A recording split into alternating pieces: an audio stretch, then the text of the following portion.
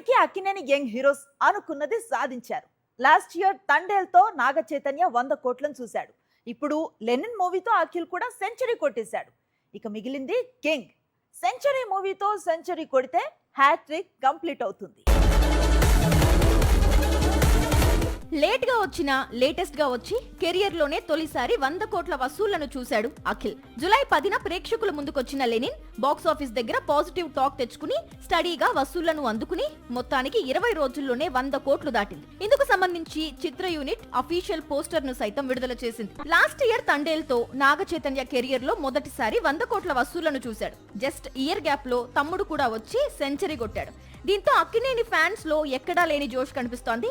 ఇక 100వ చిత్రంతో నాగార్జున కూడా వచ్చి ఒక 100 కోట్ల సినిమా ఇస్తే పర్ఫెక్ట్ అక్కినేని రికార్డ్ క్రియేట్ అవుతుంది అంటున్నారు అభిమానులు. అయితే కింగ్ 100వ సినిమా కంటే ముందు నాగ చైతన్య నటించిన మరో కొత్త చిత్రం వృషకర్మ ఉంది. ఇప్పటికే చిత్రీకరణ పూర్తి చేసుకున్న ఈ చిత్రాన్ని త్వరలోనే ప్రేక్షకుల ముందుకు తీసుకురానున్నారు. అన్ని కుదిరితే వృషకర్మతో నాగ చైతన్య కెరియర్ లో రెండో 100 కోట్ల సినిమాను అందుకుంటే మాత్రం 2026 అక్కినేని ఫ్యాన్స్ కు మరింత మెమొరబుల్ గా మారుతుంది.